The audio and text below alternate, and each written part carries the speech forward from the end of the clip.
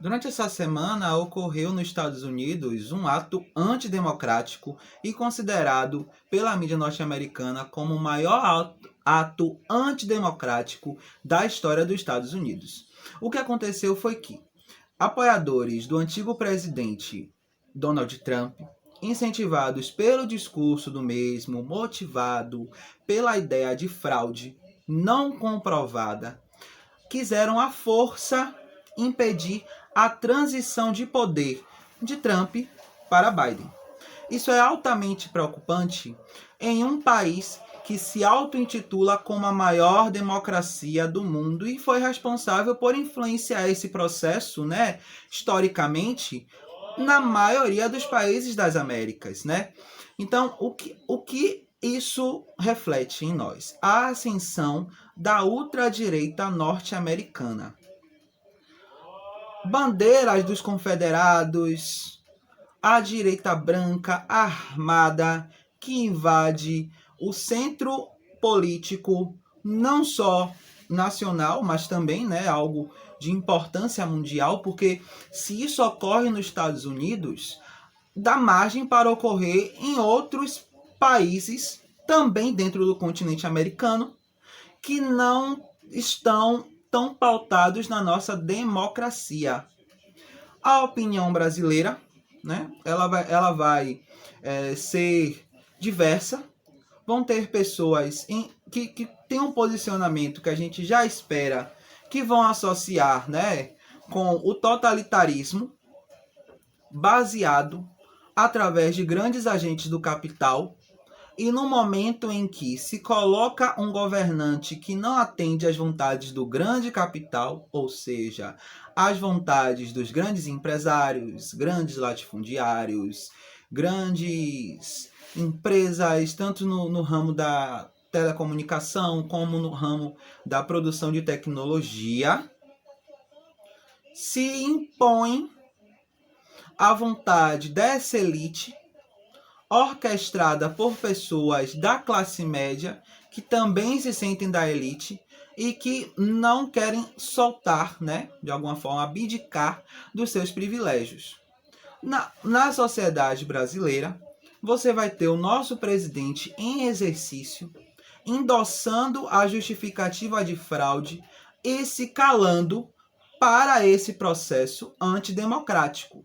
Detalhe, não só ele, como boa parte dos seus apoiadores, né? E eu falo pela minha visão, sempre faço um vídeo aqui, né, trazendo notícias, mas também notícias analisadas através da minha vivência. E essas pessoas, elas simplesmente se calaram. Isso não é nada mais do que a expressão do radicalismo. Precisamos analisar esse fato não como algo isolado, mas como algo que pode dar margem para outros eventos totalitários na América Latina, né? E é engraçado que, quando ocorreu, né, um evento parecido, né, que foi a revolta do povo preto norte-americano contra a morte gratuita de George Floyd, boa parte desses apoiadores de Trump, né, boa parte desses bolsonaristas vão criticar e chamar essas pessoas de vândalos. Quando você observa que há manifestações em vários estados do Brasil, né, com a rede Carrefour em protesto à morte gratuita de Beto Freitas no Rio Grande do Sul, também são chamados de vândalos. Então, o que é que eu posso concluir com isso? Sempre a reação do oprimido vai ser vista como vandalismo, vai ser visto como radicalismo, mas o radicalismo nunca ocorre quando é com a gente. Praticamente eu falo, não a gente, nós. Eu vou refazer minha afirmação, para não ser mal interpretado. Esse radicalismo só não é visto quando a ultradireita analisa a si mesma. Aí vão se criar várias justificativas, vai se afirmar que houve fraude, vai se buscar das fake news e tentar respaldar essas fake news para simplesmente, né, endossar mais ainda esta opinião radical, fascista, negacionista e até que beira ao nazismo. Porque quase ninguém prestou atenção que alguns desses manifestantes ostentavam a bandeira dos Estados Confederados Norte-Americanos. Eram os estados que resistiram ao processo de libertação e o que culminou na guerra, né, de 1865, né, que foi a Guerra Civil Norte-Americana, do Norte, que era neoliberal, e do Sul, que ainda era agrário e escravista. E você observa que pessoas apoiadoras de Trump também ostentam isso, né? E não faz diferente, né, gente? Porque Trump, durante toda a sua campanha, atacou ferozmente as minorias.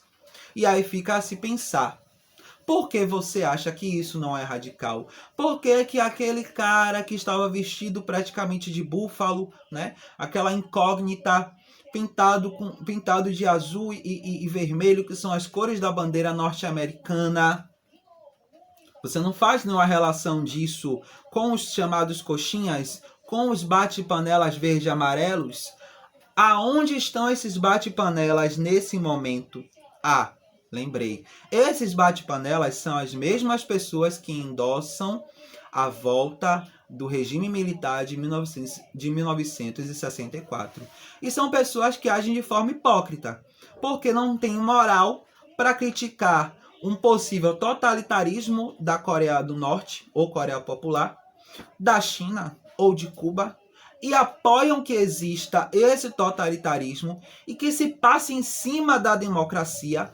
Quando você observa aqui, vai entrar um modelo de governo, como é o de Biden, que vai buscar, digamos, olhar um pouco mais para os imigrantes, vírgula, né, gente? Que é como eu já expliquei no vídeo passado, né? Olha lá no meu Insta, vocês vão entender tudo, né, sobre essa ideia de legalização de Biden. Mas pelo menos é um pouco de inclinação popular. É um pouco de... ele está se inclinando um pouco, né, a falar sobre a saúde pública, que até então não era algo discutido dentro dos Estados Unidos. É um país que não tem saúde pública, entre outras coisas, não é? Então sempre que se volta-se para uma retórica, né, aproximada do popular, você percebe que as elites, né, não querem perder os seus privilégios, tanto a elite econômica norte-americana como as elites raciais, né? 40% da população norte-americana é branca. E durante toda a história dos Estados Unidos, esse contingente de brancos se impôs aos negros, se impôs aos antigos mexicanos, né, que moravam nas cidades do sudoeste dos Estados Unidos, né, que foram anexadas, como Califórnia, Novo México, algumas regiões do Texas também. Então essa população branca, ela sempre vai se impor. E detalhe, tomem cuidado com o nazismo, porque ele está em ascensão nos Estados Unidos e ele tem uma margem de desenvolvimento muito grande aqui no Brasil.